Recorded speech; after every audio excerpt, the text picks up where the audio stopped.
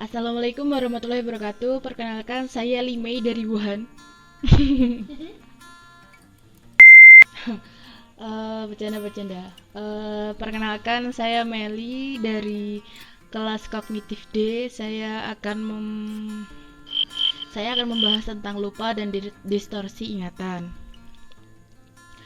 Untuk lupa adalah hilangnya kemampuan untuk menyebutkan atau memunculkan kembali apapun yang sebelumnya telah kita pelajari. Namun tidak berarti apa yang sudah kita pelajari akan hilang. Hanya saja informasi tersebut terlalu lemah untuk ditimbulkan kembali.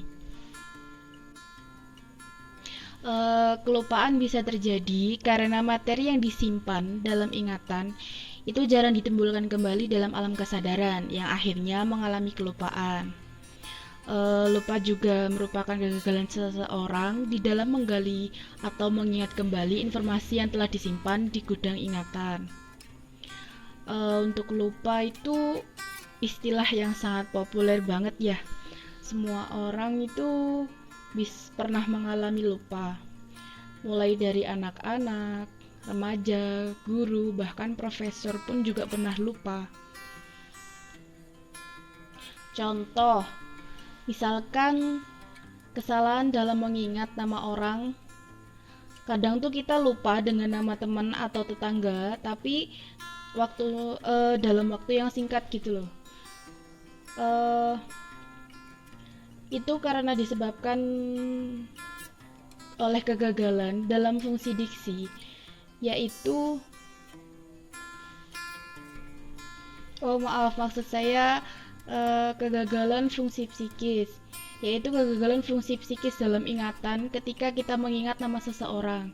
Misal nih, kita mengingat teman SMA, tapi yang muncul itu kadang nama-nama yang salah gitu loh. Misal, ketika kamu mengingat nama teman satu tim basketmu yang bernama Septi, namun yang muncul justru dua nama teman basket lainnya, yaitu Niken dan Nadia. Saat dua nama pengganti ini muncul dalam ingatanmu, kamu langsung tahu bahwa bukan nama itu yang kamu maksud. Hal seperti ini terjadi saat kalian hendak melupakan sesuatu namun meleset, sehingga yang terlupakan justru hal-hal yang lainnya. Jadi misalkan kayak tragedi Septi, Nadia, dan Niken tadi, misalkan di hari Senin saya bermain dengan Septi, namun setelah itu saya bermain basket ya di lapangan dengan Septi. Namun setelah saya bermain dengan Septi, saya bertemu dengan Nadia dan Niken. Sebutkan saja mereka berdua tidak suka dengan saya. Akhirnya mereka berdua itu bersekongkol untuk menjahili saya. Akhirnya saya marah dengan mereka berdua, dan mereka berdua itu saya ingin melupakan kejadian itu begitu. Namun saat saya mengingat kembali teman basket saya yang bernama Septi, justru hal itu ikut terlupakan. Jadi kayak kita tuh salah melupakan gitu loh. Misalkan kita melupakan kejadian yang saya dengan Niken atau Nadia, malah kejadian saya dengan Septi juga ikut terlupakan. Jadi saya tidak bisa mengingat nama Septi. Namun saat saya mengingat kembali, meskipun yang muncul nama Nadia dengan Niken, saya sadar. Saat itu saya sadar kalau nama itu bukan nama yang saya maksud. Nah, untuk distorsi ingatan, adalah kesalahan berpikir serta kecenderungan berpikir yang berlebihan dan tidak rasional. Sedangkan ingatan atau sering disebut memori adalah sebuah fungsi yang melibatkan otak dalam pengembalian informasi.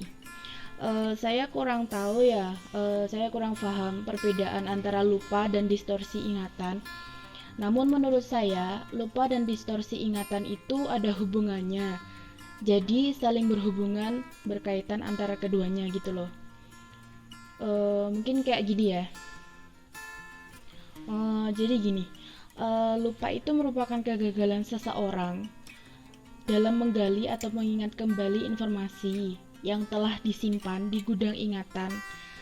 Sedangkan distorsi ingatan itu juga merupakan istilah lain dari lupa, yaitu pengurangan jumlah ingatan pada diri seseorang. Jadi dapat disimpulkan bahwa lupa dan distorsi ingatan itu adalah dua hal yang saling berkaitan. Nah, selanjutnya adalah faktor dan teori lupa. Ada decay teori atau atropi, ada juga teori interpretasi, ada teori failure, teori motive forgetting, juga ada lupa karena sebab-sebab fisiologis. Untuk decay teori adalah teori kerusakan, intervensi teori adalah teori halangan, dependent forgetting teori adalah lupa yang disebabkan karena terlalu lemahnya isyarat sesuatu yang ingin diingat kembali oleh seseorang. Berikutnya adalah penyebab-penyebab terjadinya lupa. Yang pertama, mengkonsumsi obat-obatan tertentu. Kedua, terlalu banyak mengkonsumsi minuman beralkohol. Ketiga, sering merokok.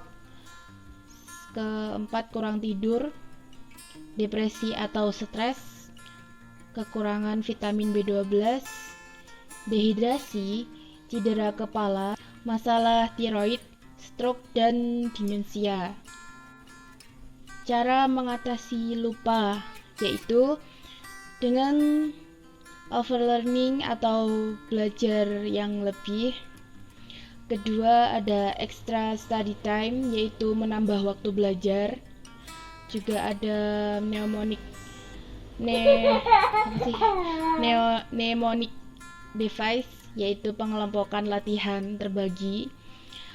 Juga ada perbanyak konsumsi omega 3 dan perbanyak olahraga, buat daftar keinginan, atau membaca buku. Sekian penjelasan yang bisa saya bagi dengan kalian.